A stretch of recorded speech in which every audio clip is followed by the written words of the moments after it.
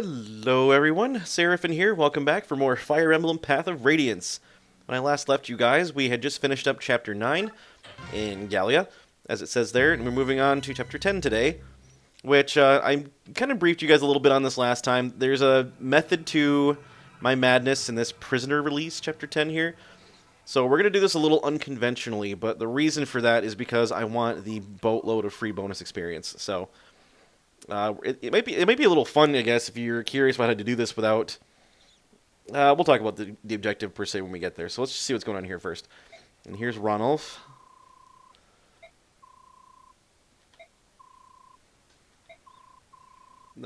It took me a long time to notice that Ranulf has two different colored eyes. One is like teal and one is purple.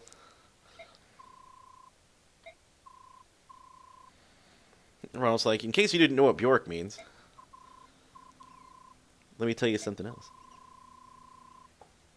Oh boy, so here Ranulf is explaining when a Laguz calls a Bjork a human, they mean it the same way as when a Bjork refers to a Laguz as a subhuman, so a lot of animosity behind that.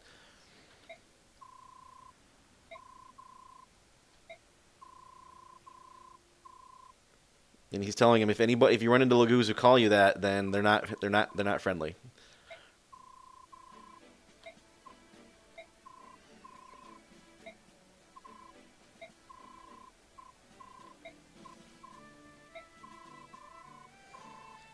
Dang.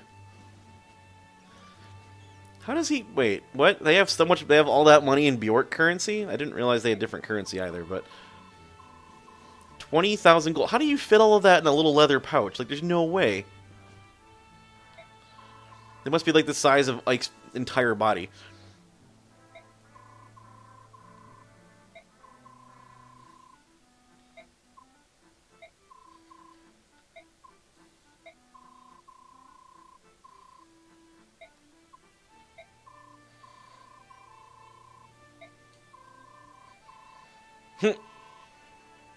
I love Ronald. He's so funny.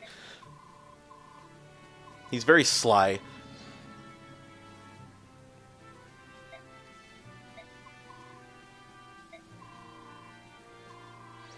I always find it interesting that Lindsay refers to Ike as my Lord Ike instead of just Ike, even though because she clearly outranks him in terms of the societal hierarchy here.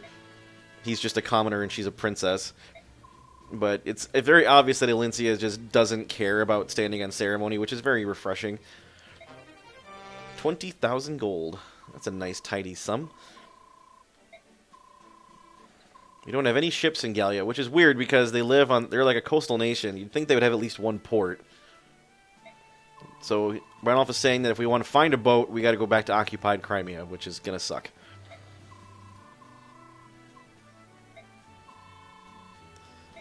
It's too bad we're short on soldiers. Yeah, that's disappointing.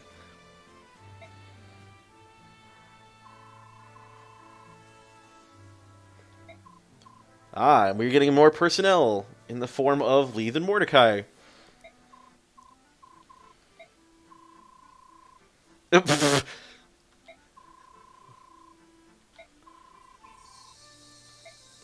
that's a fair point. The heck was that? I don't know. Anyway. I have no intention of becoming friends.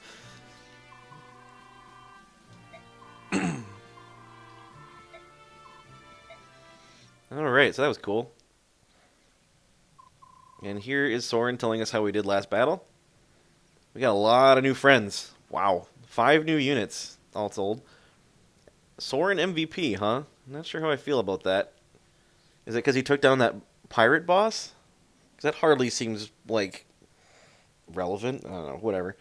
So yeah, we got a massive cash infusion. That'll help a lot. We got a decent chunk of bonus XP, 270. That's not really a lot, I guess, but we're going to be bolstering that number by quite a bit coming up in this next chapter here. So let's do some basing. What do we got here? What do you think you're doing?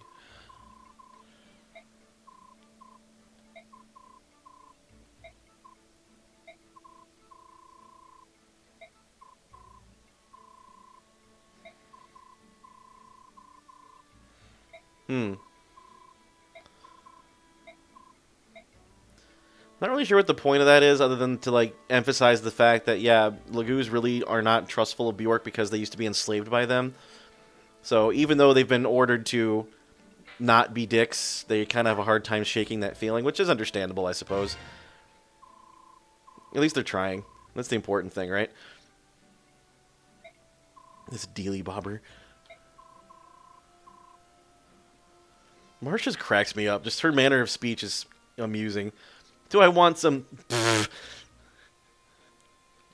She keeps calling Ike handsome. I'm wondering what's going on with these two. Is it just that Mist is woefully inept? I mean, she also has military training, so it's not surprising she can pack her bags really quickly. I think that's one of the things they teach you in boot camp, is how to pack your crap together efficiently and quickly.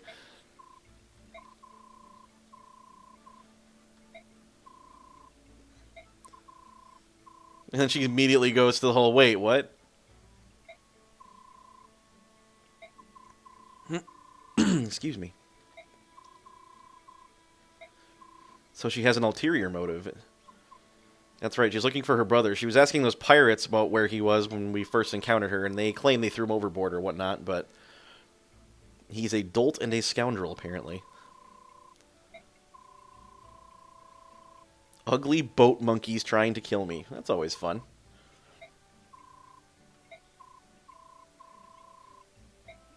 Are you sorry you asked? And then finally we can talk to Leith. What does she have to say? Probably not anything nice. You seem depressed. I love Leith so much. I can't believe you're still not ready. It's like, yeah, but they don't carry anything.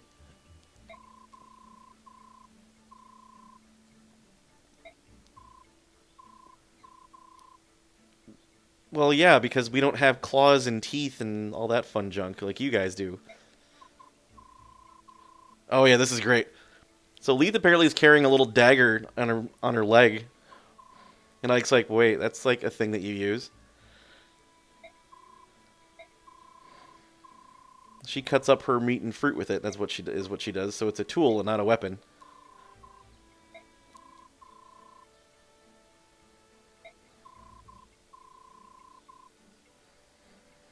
It's a very interesting observation coming from her.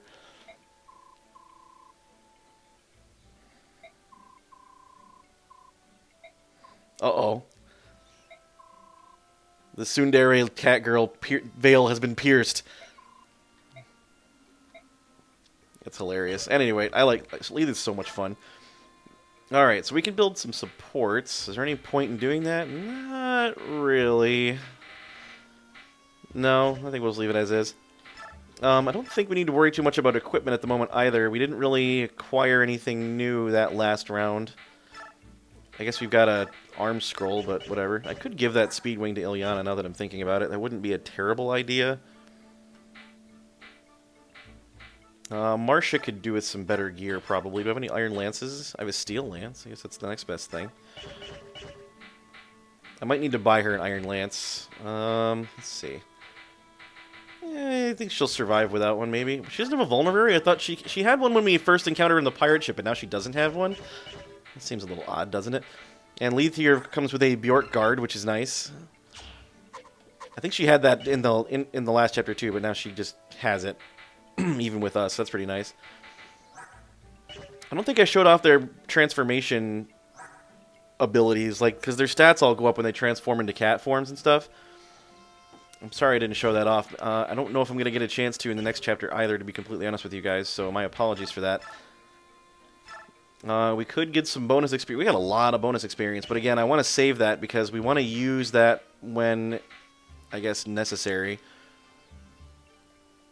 Well, this next chapter is going to be a little interesting, methinks.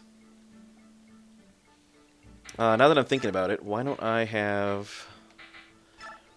Do I have any, like, specialty equipment? I have an armor slayer, don't I? That might be helpful. I don't know who to give the armor slayer to, but... Where's Mia? There is going to be a lot of armory people in the next episode, next chapter, so I want to make sure I'm prepared for that. I could just bring Mia and call it a day. Wouldn't be the worst idea in the world. She's got halfway decent... Yeah, she's actually a lot better than I give her credit for right now, which is really nice. Speed 10. It's not spectacular, but it might be enough. Alright, well, let's dive into it, shall we? So, the way that I'm going to be doing this next chapter is like about a turn-by-turn basis. Well, I don't need to save again. And there's a reason for that, but I'll talk about that once we get there. So here we have another world map. Look, it's Ike.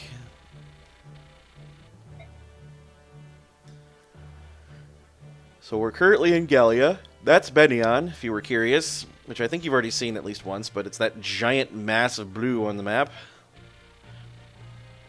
Crimea is a former fiefdom of Benyon.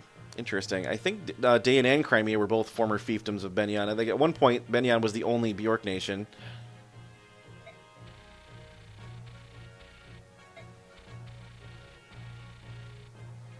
The people in Benyon are almost as bigoted and awful as the ones in Dayan. They're just less forthcoming about it, I think. So we're going to travel back to Crimea and find a boat, and then we're going to travel all the way around the bottom there. Yep, sounds like fun. And then finally get to Benyon. That'll be a blast. Hey, look, it's Ranulf. I wish he was coming with us. That'd be awesome. Oh, wait, he is coming with us. We just don't get to use him yet. With heavy hearts and wounded spirits. Well, that's depressing when you think about it.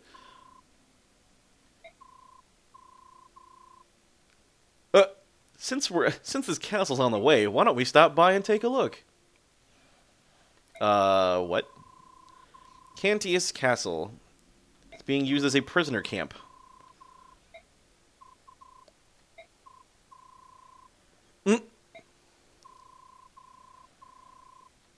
That would be kind of nice, wouldn't it? So here we are in the castle dungeon. It's very dark in here. I suppose that's by design. It's very sparsely guarded. And that is for a reason, because I guess they don't expect it to be assaulted on any given day. How do you open those cells and free the prisoners? Carefully, that's how you do it.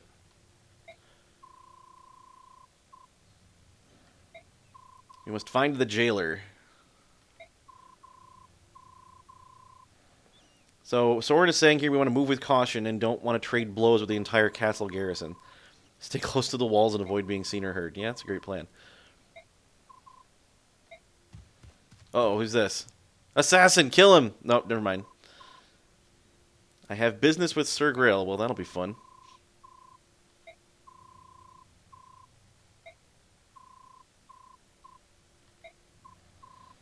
Well, that is a problem. Yeah, no kidding. His name is Volk. Apparently he was hired by Grail. He's an intelligence. So he's a spy. How does he know Grail's son already? So he's offering to sell us information that his father asked him to get, but he wants to be paid for it first. 50,000 bucks. Well, yeah, that's a lot of money. That's a bit steep. Yeah, no kidding.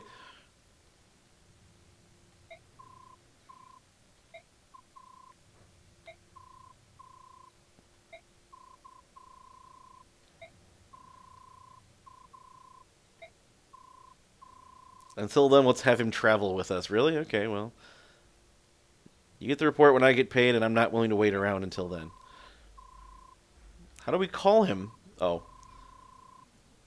Tell the barkeep you've need of a fireman. Can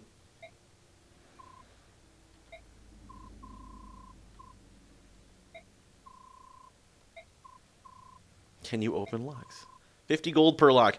Now, this is the funny thing. Soren is offering to hire Volk to open cell doors and chests and whatnot for us. And we have the option to hire or don't hire. And we can ask advice from Titania or Soren, but they're just going to be like, whatever, sure, why not? I'm just going to hire him. So we end up recruiting Volk. Now, when he says 50 gold per lock, he means it. because every time you use Volk to open a door or a chest, he charges you 50 gold, and it just comes right out of your coffers. Which is kind of funny, because I never noticed that the first few times I played through this. And then I'm like, wait, where's all my money going? It's not that much, to be honest, but it's still really funny that he actually charges you for it. I think that's pretty funny. So Ranulph's like, bye!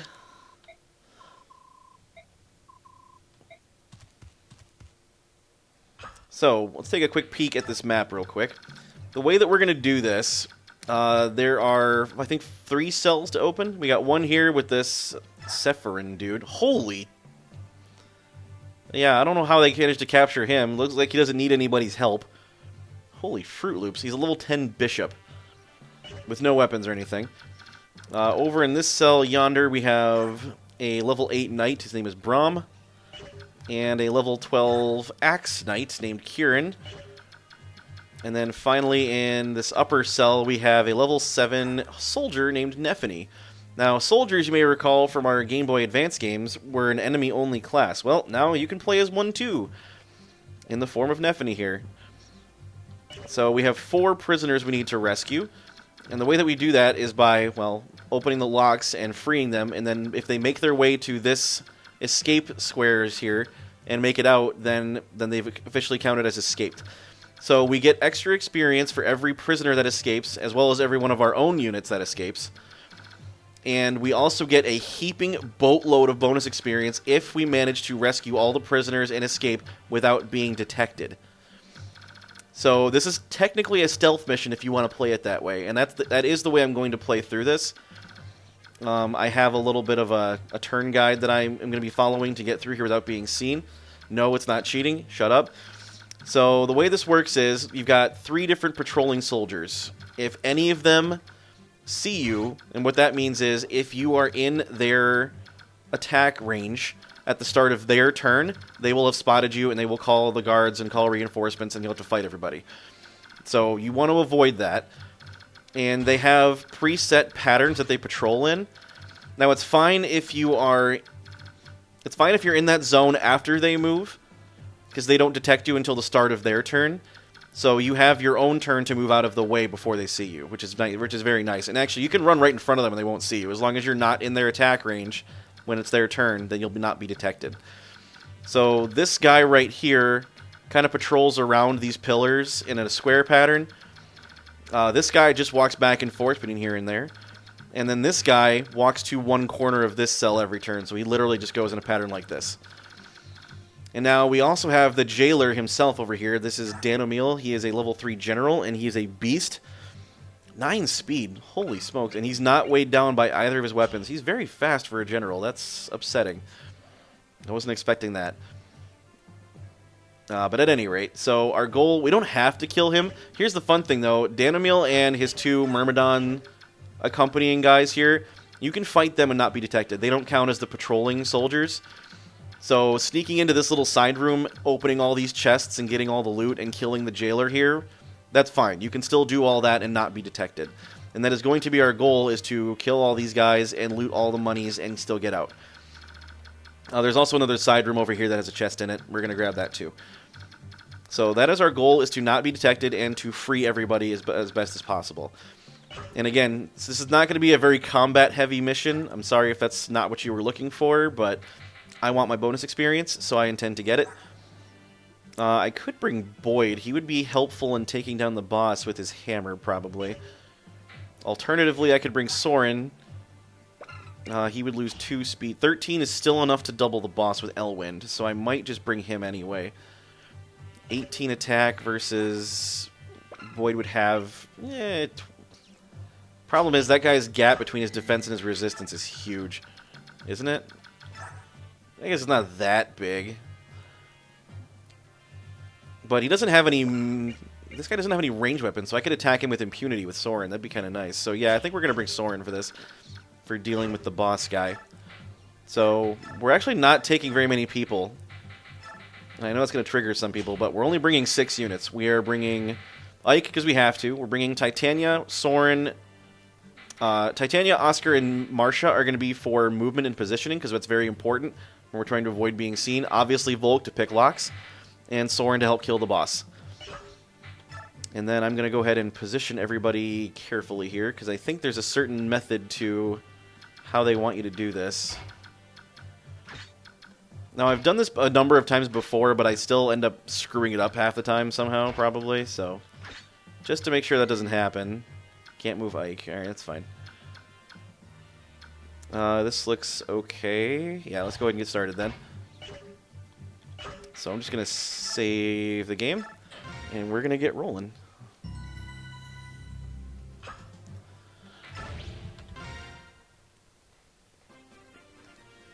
Okay, so first things first, we're going to put our dude here and rescue them with Oscar. So a lot of this is just going to be moving around, honestly.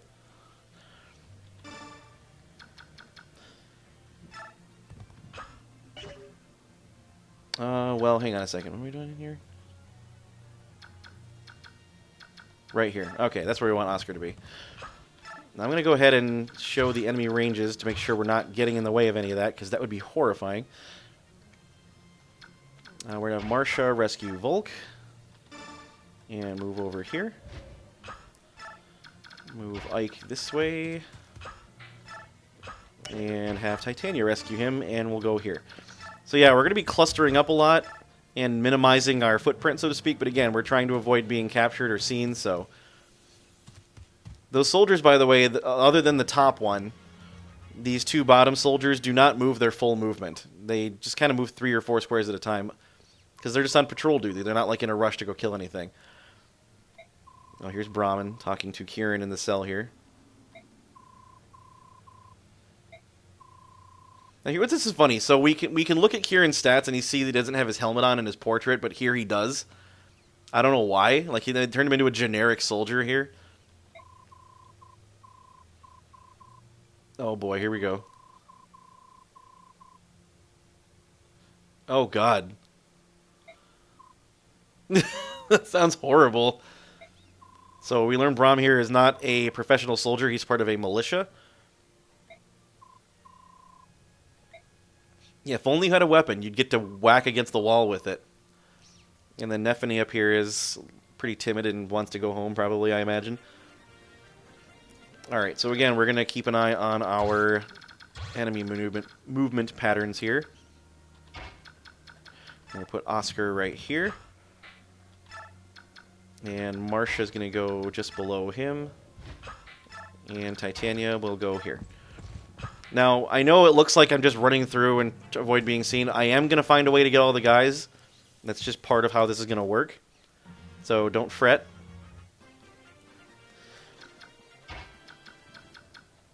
We're going to move Marcia down here, I should say. And because this guy moves in like a square pattern, we have to get around him, so to speak, without being seen. So we're going to put Titania down here.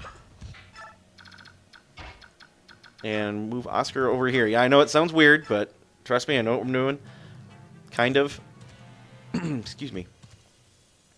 So yeah, if you were looking to try to do this level without being detected and get a boatload of free XP, this is the best way to do it. So feel free to use my maneuvers here as a guide if you want to.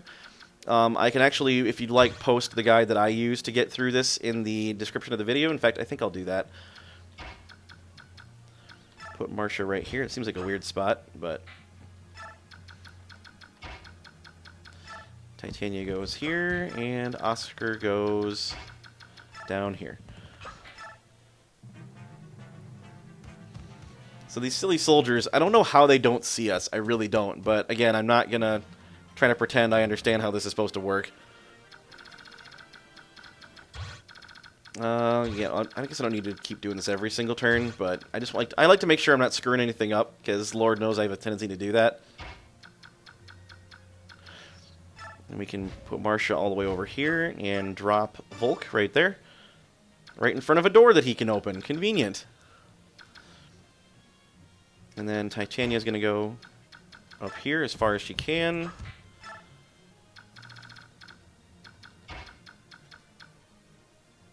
What's that? Right here. Okay, that's fine. Oscar goes here. Oscar is carrying Soren, I think, right? Yeah. Because Titania's got Ike. Now, the way that we rescue these schmucks, you'll see that because they're green units, they're not going to move. But if we talk to them, they will convert into yellow units that we can direct with Ike, kind of like we did with Lathe and Mordecai. So that will allow us to tell them, hey, silly, go to the door and get out of here. Which is, you gotta be careful, though, because obviously they're going to try to run into stuff if they have the opportunity to, which is bad news bears. I don't think they have to escape necessarily for you to recruit them. You can recruit everybody. You can recruit all three of these prisoners. You can't recruit Sephiroth, obviously, because he's stupidly overpowered. But anyway, what was I doing again? Stuff. So we're going to have Volk open this door. 50 gold gone. That's how it works. We're going to have Marcia get him out of the way. And put her in the cell here so that the soldier doesn't see them. Just out of range.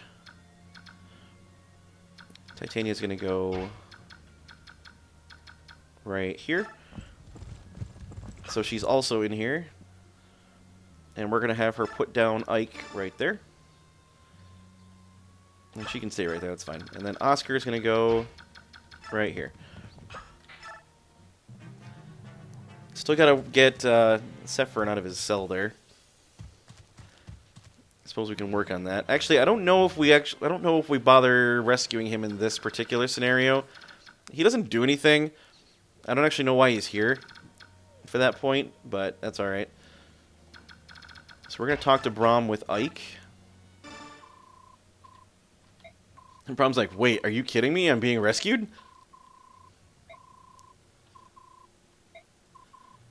Now here's the fun thing. How does he know about the princess?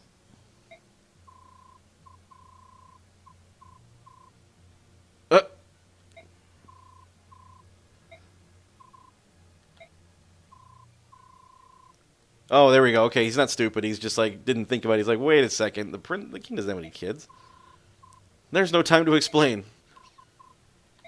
So now Braum is a yellow unit. And we're going to go ahead and direct him. We're going to put him way down here so he doesn't get in the way. Because the last thing I need is him being... Because if he gets detected by the guards while he's a yellow unit, then he will also trigger the guards to call reinforcements. So we don't want him in the way. And thankfully, the directed units will move immediately after us, so before the enemy goes. So he'll get out of the way of that soldier's line of sight before anything else happens, which is nice. Alright, so we're going to go grab Ike again. And leave her right there, because I think she's just out of the range of that. Well, she's not just out of it, but close enough. We're going to leave Marcia right where she is, because she doesn't need to move. And then Oscar, on the other hand, is going to go right here. Because that puts him out of range of this schmuck as well. This tiny little gap for him to get out of the way. Alright, so Braum's going to get out of the way like a good soldier. He's actually an armor knight. So that'll be nice. Considering we don't have Gatry anymore, and I like armor knights. Although Braum's not really all that good as an armor knight, and he's also underleveled, so that's kind of a problem. But anyway, moving on. Let's make sure I'm not in range of this silly dude here. Right there, that'll work. Move Titania. And we're going to leave Marcia alone yet again. Because she doesn't need to do anything. She's currently holding Volk, right? Yeah. So Oscar is making a beeline for the boss room, which is fine. And yeah, that should be all we need to do for right now.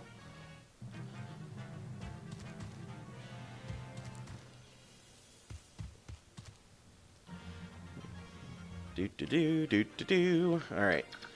So we're going to move Oscar right here into the doorway. Now here comes the scary part. Well, hang on a second.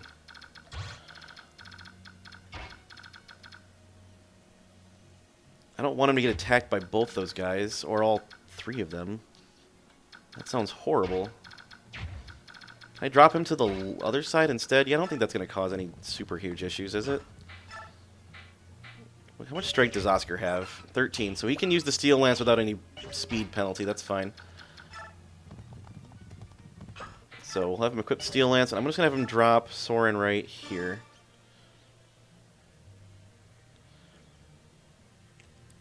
This might be an issue, actually, because if that soldier comes around and I'm still standing there, then we're going to be in a bad way.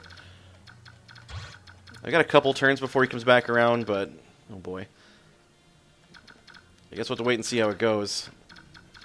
I'm hoping he has the ability to pick these guys off fairly quickly, but again, we'll have to wait and see. I think the boss is going to go for him first. Nope, the Myrmidons do. That's odd, but whatever. Oscar laughs at them. Yeah, I think we'll be okay, actually. The boss isn't going to move right away? No, he's fine.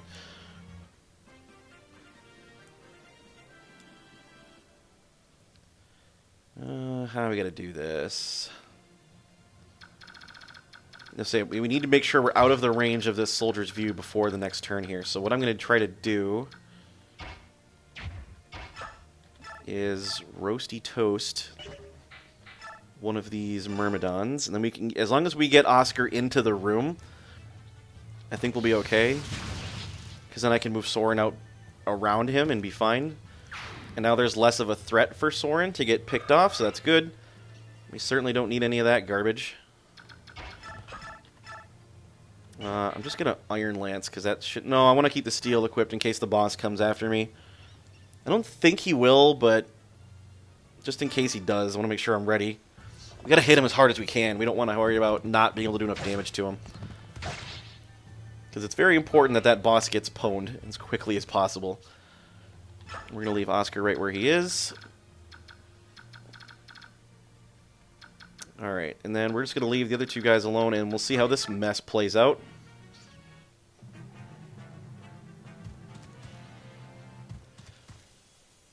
Again, I don't know when the boss... I know the boss will move eventually, I just don't know when that's going to be.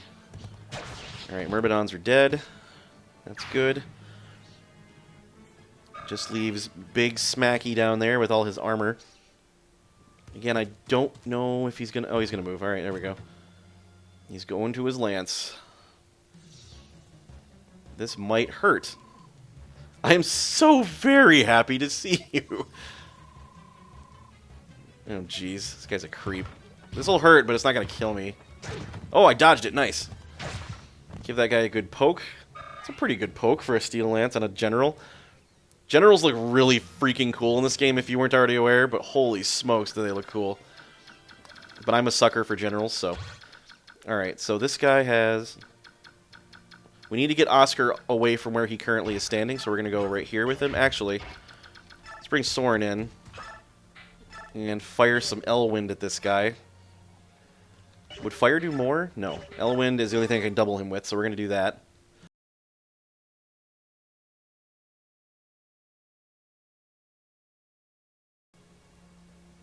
Okay, sorry about that, folks. My emulator decided to up and crash in the middle of that last encounter there, so I played back up to this point. Strangely enough, everything happened exactly the same. That guy missed Oscar yet again, so that's cool. At any rate, let's go ahead and finish up this turn before anything else horrible happens. Starting off with, we are going to go ahead and lay into this boss dude here with some power of wind magic. Hey, didn't crash that time. That's great. Oh, and Soren procs Adept, which means I think this guy's pretty close to dead. Not quite, but almost. 3 points left. Awesome. Isn't that just the best? Well, that makes things a little easier.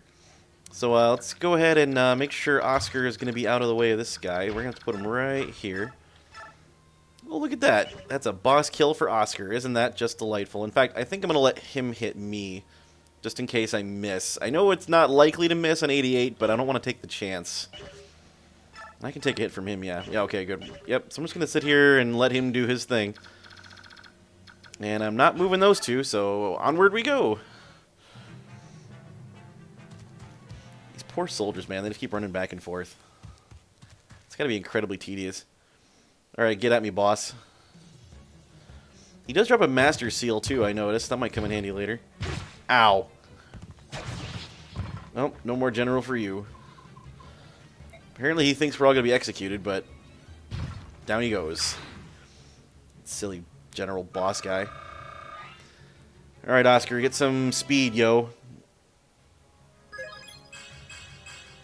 Or don't. That's cool, too. I normally don't have this problem with Oscar. Normally it's the strength he's got an issue with, not the speed, but whatever. Alright, well, we're about halfway through the chapter, so I think now is a good time to pause, and also to avoid any other unnecessary complications. So I'm going to go ahead and save right here, and we'll pick it back up in the next episode and finish the chapter up. So until that time, thank you very much for watching. I really do appreciate it, and I'll see you in the next episode. Until then, this has been Seraphin. Stay classy, internets.